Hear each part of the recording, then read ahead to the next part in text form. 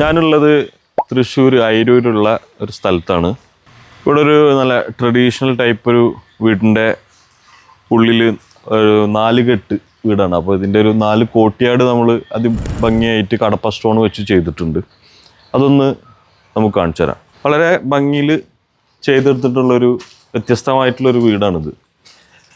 പിന്നെ കയറി വരുമ്പോൾ തന്നെ നമ്മളിവിടെ ഉള്ളിൽ ജയ്സൽമീറിൻ്റെ സ്റ്റോണൊക്കെയാണ് ഇവിടെ വിരിച്ചിട്ടുള്ളത്. ഇപ്പോൾ വർക്കിൻ്റെ ഒരു സ്റ്റേജ് ആയതുകൊണ്ട് അങ്ങനെ മുഴുവനായിട്ട് ഇപ്പോൾ നമുക്ക് കാണിച്ചു തരാൻ ബുദ്ധിമുട്ടുണ്ട്. ഷീറ്റ് വിരിച്ചിട്ടുണ്ട്. നമ്മൾ കോട്ടിയാടിൻ്റെ പണിയൊക്കെ നമ്മൾ ഓൾമോസ്റ്റ് എല്ലാം കഴിഞ്ഞിട്ടുണ്ട്. ഇവിടെ നമുക്ക് ലാൻഡ്സ്കേപ്പിംഗ് കൂടി നമുക്കിവിടെ ചെയ്യാനുണ്ട്. ഇപ്പോൾ ആർട്ട്സ്കേപ്പിങ്ങിൽ നമ്മൾ ഈ ചൂസ് ചെയ്തിട്ടുള്ളത് കടപ്പൻ്റെ ലെതർ ഫിനിഷാണ്. നമ്മൾ ഈ ഒരു കോട്ടിയാടിൽ നമ്മൾ ചൂസ് ചെയ്തത്. 2 കോട്ടിയാടിൽ ലെതർ ഫിനിഷും വേറെ 2 കോട്ടിയാടിൽ റഫ് ഫിനിഷുമാണ് കടപ്പൻ്റെ ഇത് ചൂസ് ചെയ്തിട്ടുള്ളത്. ഭംഗിയായിട്ട് സ്ട്രൈറ്റ് ലൈൻ പാറ്റേണിൽ ചെയ്തിട്ടുണ്ട്.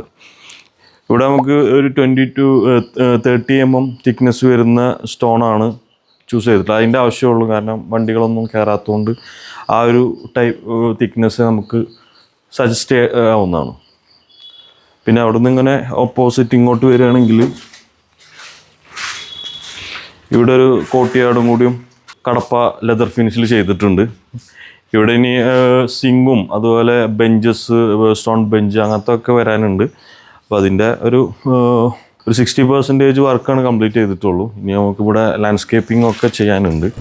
ബാക്കിലോട്ട് വരികയാണെങ്കിൽ ഈ കിച്ചൻ്റെ ഭാഗത്ത് റഫ് ഫിനിഷ് കടപ്പ സ്റ്റോണാണ് ചെയ്തിട്ടുള്ളത്. പിന്നെ വർക്ക് ഒന്ന് ഫിനിഷ് ആവും. അത് അതിൻ്റെ ഒരു ഗ്രൗട്ടിങ് ചെയ്തുകൊണ്ടിരിക്കുകയാണ് ലേബേഴ്സ്. ഇവിടെ നമുക്ക് ലാൻഡ്സ്കേപ്പിംഗ് ഉണ്ട്. ഔട്ട്ഡോർ കിച്ചൺ പർപ്പസിന് വേണ്ടിയിട്ടുള്ള ഫയർ പിറ്റ് പോലത്തെ സംഗതികളൊക്കെ അവിടെ വരുന്നുണ്ട്. ബാർബിക്യൂ പോലത്തെ സംഗതികൾ ചെയ്യാൻ. പിന്നെ ഇവിടെ അതുപോലെ ലാൻഡ്സ്കേപ്പിംഗ് കംപ്ലീറ്റ്ലി നമ്മൾ ഡിസൈൻ ചെയ്ത് കൊടുത്തിട്ടുണ്ട്. അപ്പോൾ അതൊക്കെ ഇനി വരുന്ന വീഡിയോസിൽ അപ്ഡേറ്റ് ചെയ്യാം.